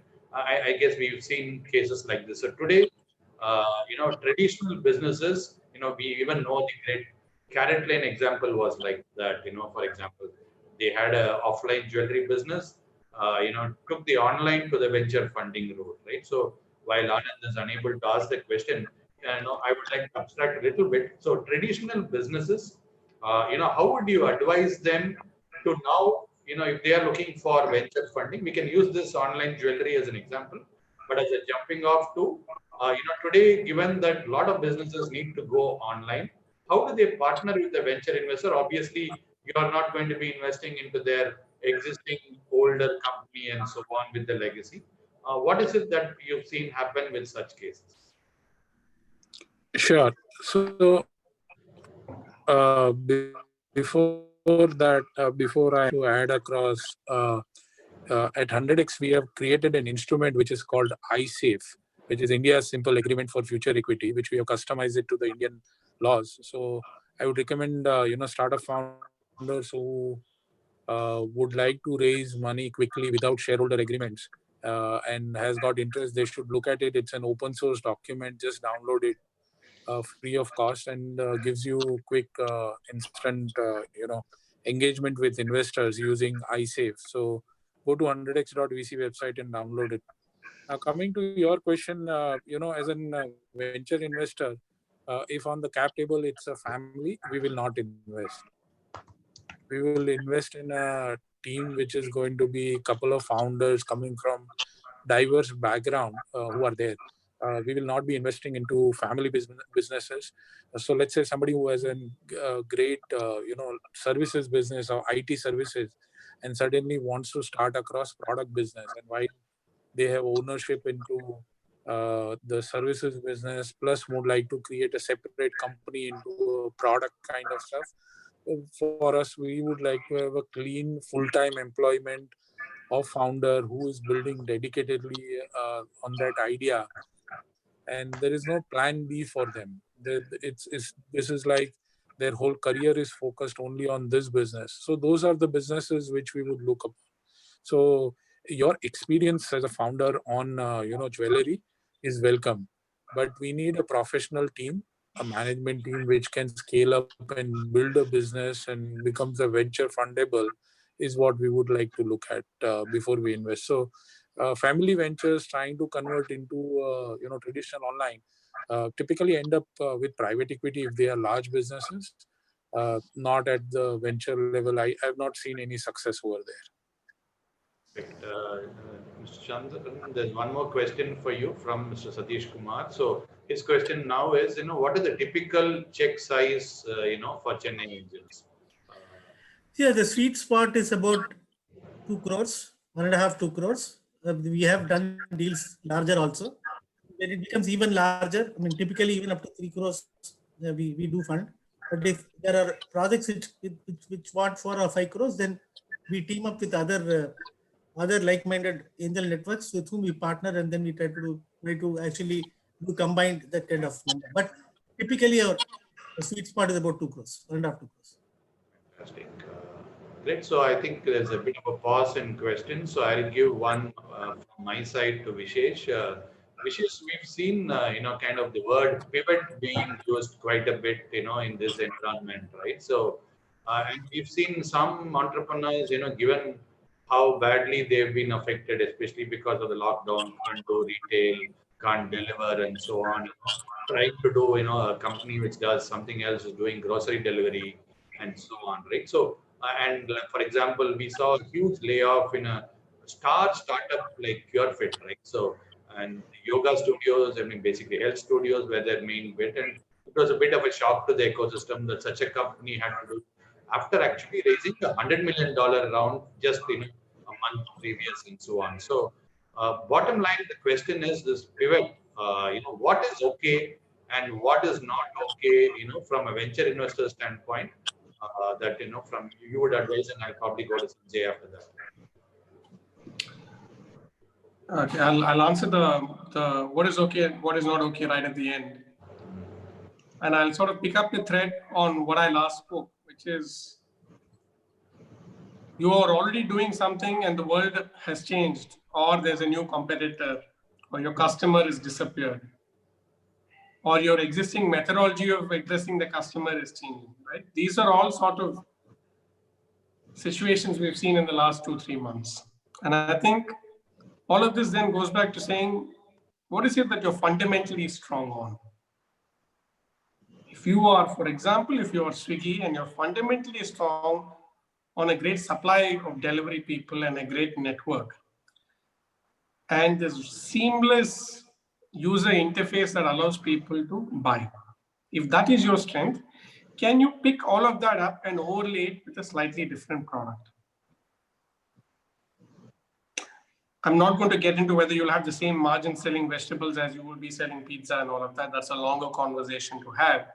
But it's better to do that than not having business.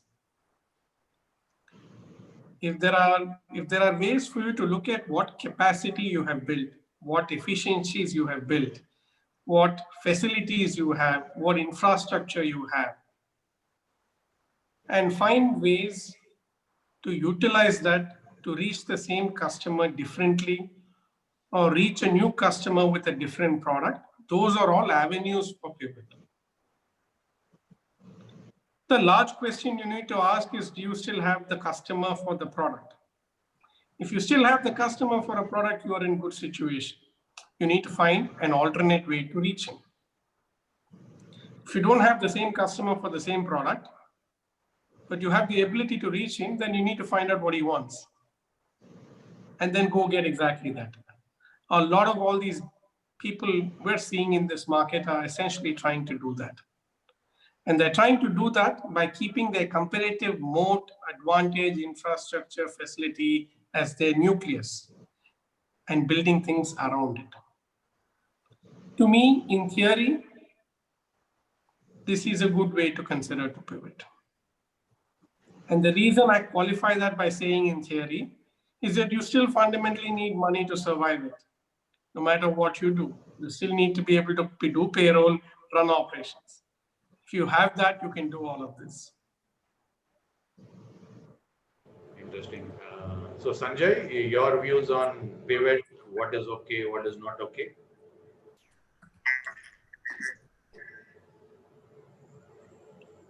No, so idea is any businesses which needs to survive in this current times are in difficult positions. So, for example, we 2 companies in our portfolio, personal portfolio, which is QSR restaurants, and QSR were shut down. So what do?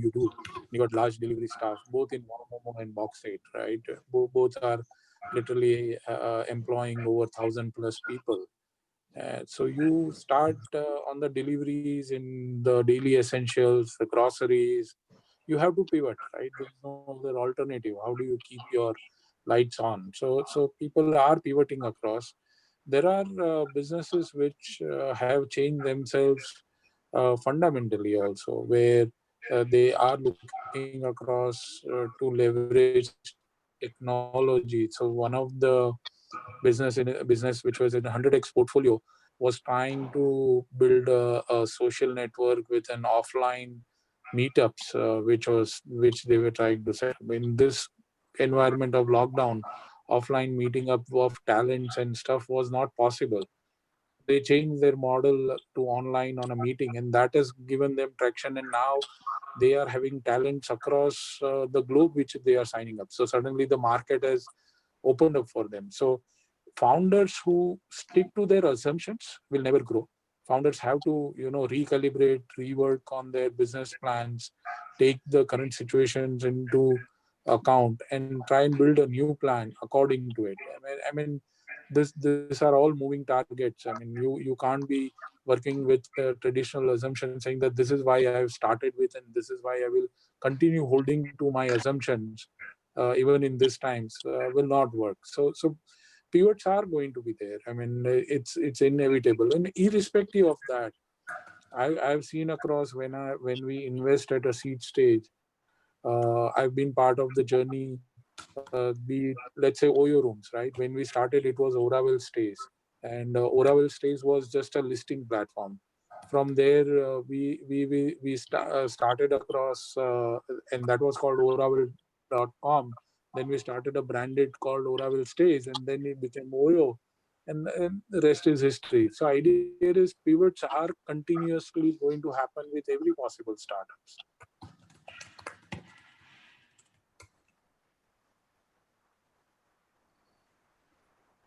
So we have a question from Vaibhav Solanki. So Saurav, if we can unmute him, he can describe his product and question.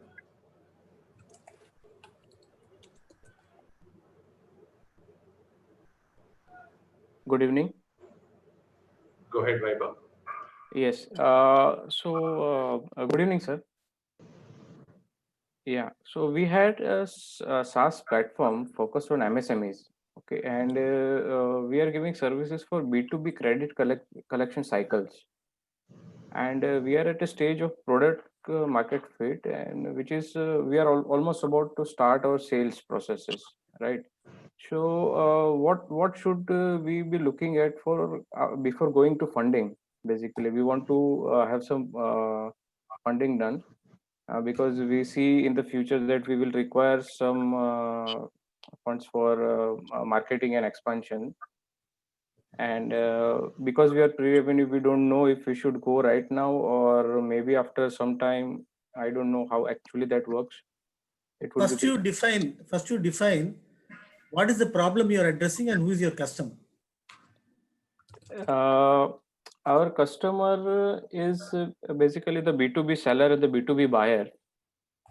Okay, generally in the B2B market, the seller and the buyer's relation is like that. Mostly the services or the products are given on credit. Okay, so there is also a lot of issues related to the credit collection of those credits. So we wanted to solve that problem. How will you solve it? We have created this platform where it will manage everything related to this particular problem, sir. You need to actually explain how you solve it, because that is the key. Basically, what we are trying to do here is incentivize the buyers for making full payments on or before time. Right now, if some buyer makes full payments, okay, and on time, there is no way to find out other than the references of the seller who is going to give reference to him. So in this system, the buyer will get the incentive of making payment on full time by getting a reference and more ratings, and the seller will get decrease in delayed payments and write-offs to the buyers. I'm happy to talk to you separately, but it looks like something which I don't know from what you say. I'm not clear how you solve it, because today it works. The market, it works actually. So I'm happy to talk to you outside Okay, this, sir. but I'm not really seeing anything at the moment from what you say. Okay, thank you, sir. So there is a kind of challenge to Sanjay's point on family businesses. So I like to have some masala thrown in. So can we unmute Abhik, who's having an issue with what Sanjay said about not dealing with family businesses? Abhik, are you there? Yeah, hi, I'm there. Am I audible? Yes, and go ahead and ask Sanjay Yeah. directly. What is your So, issue? yeah, Sanjay, you mentioned that VCs would not be interested in investing typically into family business or sort of vertical expansion sort of projects. So I would like to just share our situation here. So I'm part of a family business where we are a group company, and we had a media business established 10 years back. Now we are sort of break even, and we have done this without any external funding so far. But now, not because of COVID and stuff, we were planning since last year, and we are already building a online marketplace kind of a model specifically for one particular metal, which is very unique across the globe. And for this particular project, we want to raise investment.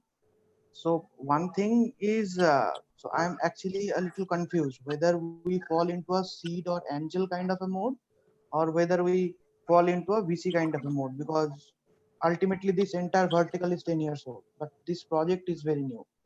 And more so whether we even eligible for fundraising right now. So one is, VCs at early stage or even at later stage, Series A, they don't invest across into this kind of businesses where there is a business and then there is a spin out which is happening across. As I mentioned across, we want founders to be full-time invested into the business and with no fallback. There's no plan B. Now, all this is, which is on the larger side, if this is a very big project, you might find a private equity guys who would be funding across anything upwards of 200, 300, 500 crore, those kind of funding. And that requires a different set or parameters or metrics for you to reach out to private equity guys who might be funding an SPV, which is a special purpose vehicle, the project which you are trying to do across. VCs don't do this. And especially early stage VCs definitely will never do this. So that's a very clear answer for you. But again, as I said, there is a exception to every rule, right? So I like in the online jewelry space, that is exactly what happened. And you had the biggest of investors, Tiger Global coming in and investing into CaratLane, which is from a Chennai-based jewelry family. But that's a different, again, take Sanjay correctly, not into your core business as such. Depends on your size. When if you are big enough, you probably have a private equity guy interested. So it really depends on that. So I hope that answers partially your question. So let me, kind of ask as we come to the last 15, 20 minutes of this, a more generic question to, let me start with Vishesh, because when I heard him say this, resilience, right? So given how much of a torrid time, entrepreneurs have gone through in the last, few months, and now, I heard you mention, that, if you're looking at a new entrepreneur, it has to be somebody with a failure under their belt, or B, resilience, right? So failure is easy to understand, but how will you test for resilience? So that's my question to you, and the other two can chime in once you're done. I normally mention this, but I don't. I mean, it's easy for a venture investor like me to get on and talk. I must say, the founders across the ecosystem are doing an excellent job in sort of surviving this situation, right? A lot of the fundamental assumptions of their businesses have gone out of whack. And most of them are standing. Whether you're standing tall or short doesn't matter. The fact that you're standing matters. Our firm's general view is that entrepreneurship has a lot more pain than people actually think it does. And there's a lot of glory from outside and there's a lot of gloom inside. So we look for traits in founders to see if they have the nerve and the patience to live through the pain for their vision and for their journey. Of course, we're all in it for the money, but if you're doing deep sciences and technology, you're not going to see that on an Excel sheet for a long time. What you're going to see around yourself is a bunch of nuts and bolts software code here and there. And that should excite you, and that should motivate you. And that should, keep you awake to saying that you need to get going on those things. Most of our companies see revenues after 2 years, 2.5 years. Some of them see it sooner, some of them see it later. The hardware ones definitely take longer to see. So we need to make sure that they firstly understand how painful it is, as much as they have the vision for it, and they mentally prepare themselves for this long-lasting and mostly painful journey. And hence, resilience matters in our view, right? How do we check or evaluate or estimate resilience? It's a hard one. We ourselves have seen multiple failures. I've had a failed, entrepreneurial venture. My partner has one clearly. We've seen more downs than ups. So it helps us sort of keep our head on the ground and feet on the ground as well. And we try and see if, the guys we're working with have seen such things in the past. They don't have to necessarily have failed in life. I mean, that's a very philosophical statement to make, but, have there been enough instances where what they've desired hasn't happened? And have they found a way to deal with it? That's what we look for. I think that's very valuable. Because life mostly, and more importantly, the startup is all about, you wanting something, and more often than not, that's not happening. And you keep sort of extending that goalpost and try and get there to the finish line. Some people get there sooner, faster, easier. Some people take longer. But, if you're an investor in the company, you want to be at that end of the goalpost. So it's important. And I think that's one of the ways we sort of look out for, saying, can you deal with disappointment? If not failed, can you deal with disappointment? Sanjay, anything that you want to share on this resilience bit?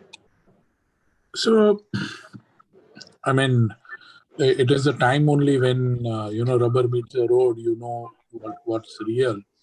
But the way we would look upon is, entrepreneur skin in the game, right? So, for example, one of our portfolio companies where I was a lead investor called Loginext, and the founders, both Carnegie Mellon graduates, studied in US in logistics space.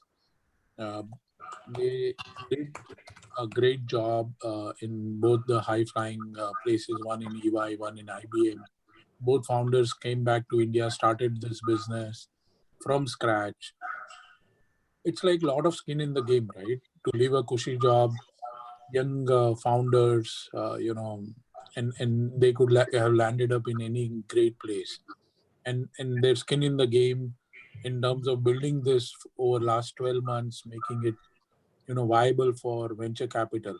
Those are the traits where you look into it, saying that these are the founders who deeply desire that they want to succeed in this business. Entrepreneurs who are resource hungry, capital hungry, are the ones which you would like to back upon, right? Because at the end of the day, we as an investor are there in that company for a limited period. So we enter at a valuation, we exit at a valuation. But these are the guys who are building the company. Now, do they have that wherewithal to build that company continuously? And entrepreneurship, nobody said it was easy to build companies, and entrepreneurs know that, right? There is enough glamour attached to venture capital success and entrepreneurs who have raised money. But deeply, as Vishesh mentioned across, there is enough challenges also which are there. Many of the founders in their lifetime have not hired big teams or fired big teams. Now, when you come at that situation, how do you fire a team of 10, 12, 15 people? they need to have that mental capabilities to tell that bad news even. So idea is you get into the meetings, conversations, you understand the psyche of the founder. And Arun, we meet, I mean, in our class one, we evaluated 1982 applications. We ended up investing in 20. So VC is a 1% business, right? So we have to take our bets in a filtered way. And that's what we try to look upon. Wonderful. Thanks. So Chandran, if you have anything to add on between Vishesh and Sanjay, they covered a lot of points. Sure. From my side, I would definitely look at, I mean, they have to be really focused. Ability to do multitasking is very important because they are juggling with a lot of things simultaneously. And delivering promises, they have to deliver what they promise. They have to honor their commitment against all odds. That no excuses. They should give their best. They should be willing to apply themselves, learn different aspects of management, continuously learn and keep on improving. So people, I mean, and these are the people who really succeed. They have to have real focus. Multitasking is a big challenge which I find in many entrepreneurs, and those who are able to do this successfully, they really do it. Interesting. So that brings me to another aspect of this, lockdown and kind of, we know companies like Google and Facebook have announced that their offices will be shut until end of the year and so on. Simultaneously, entrepreneurs have said, even those companies that are doing well, SaaS and so on, the challenge from a work from home setup, even for a business which is doing well and therefore hiring, is one, in terms of onboarding new employees, and B, in a startup, how do you imbibe and kind of transfer the culture to these? Let's say you already hired somebody, but you've not onboarded them. Then is culture. So one, onboarding culture. Even if you're going to be hiring, what do you suggest? Is there anything that your portfolio companies are going through right now that can be helpful? Any of you can go for it.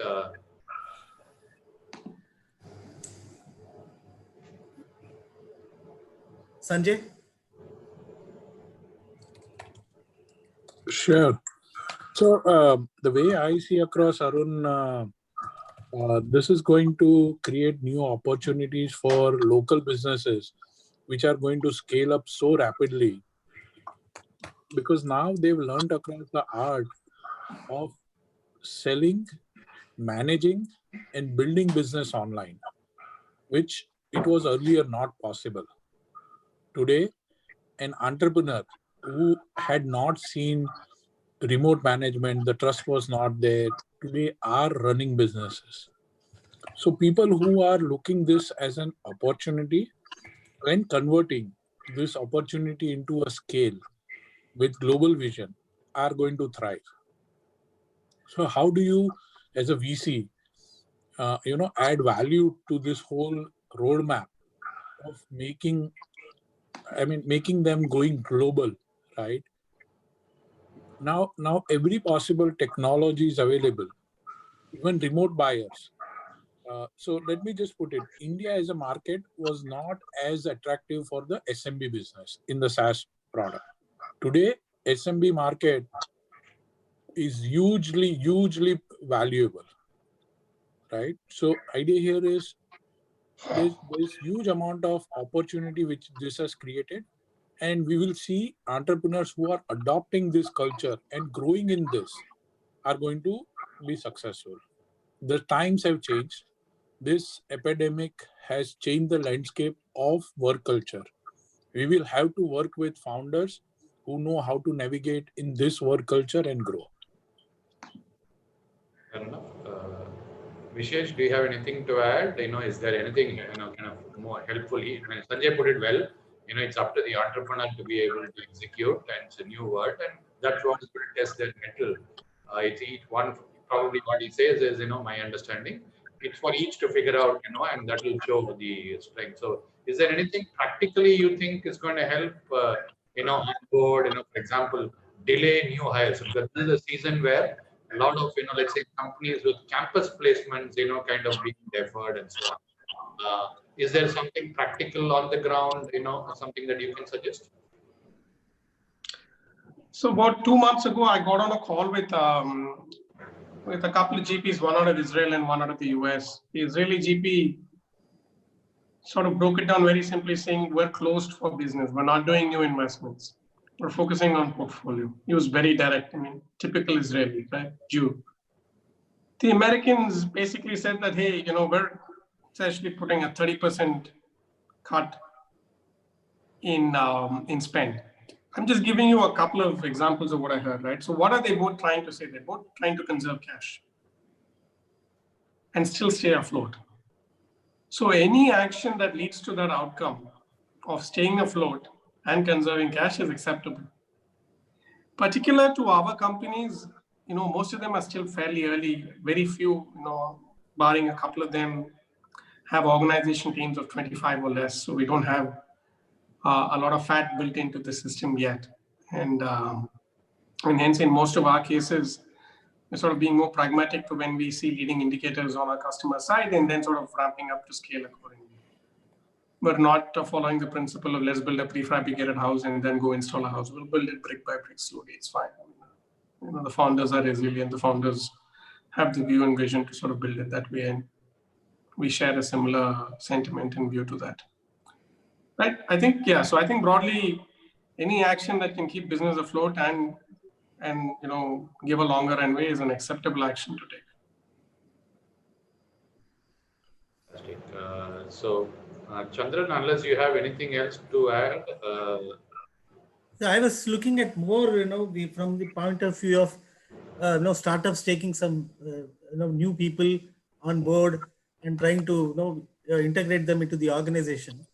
And typically to see that how they are able to, culturally get adjusted to the organization. I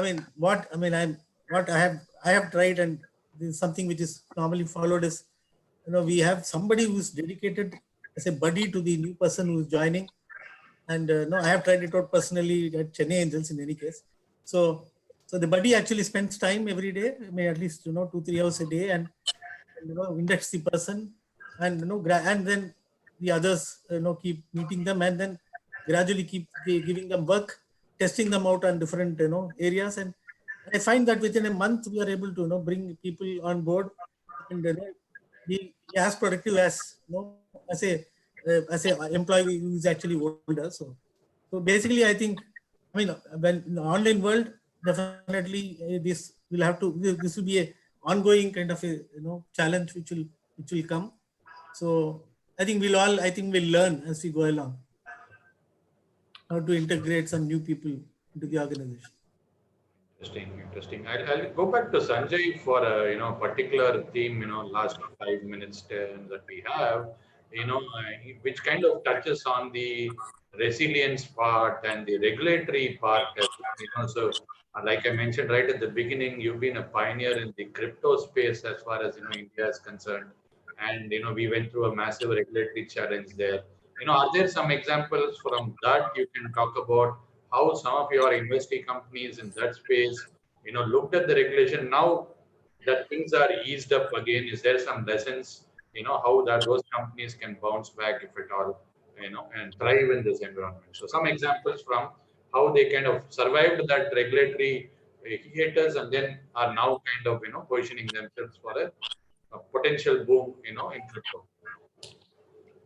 So the way I look upon is not, I did a couple of investments in the crypto space, and one was crypto exchange called CoinDCX, which was the last of the crypto exchange which launched in India. And there were a lot of guys who were existingly doing very well, but for whatever reasons, they didn't have that wherewithal, resilience as what you use, or their investors had different perspectives on what they should be doing next. And those business shut down. CoinDCX went across, and in fact, they are being quoted across in the Supreme Court judgment when Supreme Court gave out saying that taking an example of how CoinDCX went through the whole challenge and survived due to this ban with doing peer-to-peer transactions kind of stuff. So that gives a lot, that says a lot about the founders and how they navigated through this crisis, and now they emerge so stronger that every VC would like to work with them and take business. In fact, they announced back-to-back funding rounds, and they are doing great. So yes, there are going to be always challenges, and we have seen that. I mean, if you look into it, when there was an unfortunate rape case happened in the ride-sharing business, right? Uber, Ola, everybody were shut down, right? Everybody were called into saying that shut down the businesses. But then things thrived, right? Once there were laws, regulations, things fall in place. So yes, there are going to be challenges when industries are still getting defined. The new industries are emerging. The categories are coming up. We as an investor definitely see or put that risk before we invest across our money, saying that these are the potential risk of this business getting hurt across due to regulatory challenges. But by far, I've seen across India is a place where you are able to, while it is delayed justice, but still you get justice. I mean, and with lot of things changing across on ground. So for example, today MSME your registration gives you 45 days of payment. You can get across. That is one of the big comfort which most of the startups have, and which we push across startups to take MSME registration, because 45 days payment, I mean, how can you go wrong? And government is assuring it. So many of the things are coming into that whole place. So I mean, yes, there will always be challenges because you are working with something which is ahead of time. You are working, and that is what is exciting being a venture capitalist. Right? You want to take bets which are moonshots and which are large enough, which is going to impact the future, and which is going to change a lot of the things the way we are doing in future. So idea is yes, I believe there will be challenges, but we are up to it. Fantastic. So I think we're the last 3 minutes into this discussion. So I'll probably have Vishesh, answer, because you are one of the, probably the panelists with, external capital, and you did touch upon that you are custodians, you're investing on behalf of, investors. But not too many people appreciate how, VC investors are in themselves entrepreneurs too, right? So as, somebody who has raised external capital and this crisis, in front of you, what are some of those lessons that, probably you are learning from your entrepreneurs and, kind of using that to communicate with your investors maybe, I'm just putting this, from this thing, is there something that you've seen entrepreneurs do well and you are one too, with customers being the limited partners or investors in your fund? Is there something that the ecosystem can learn, as you treat your investors as customers?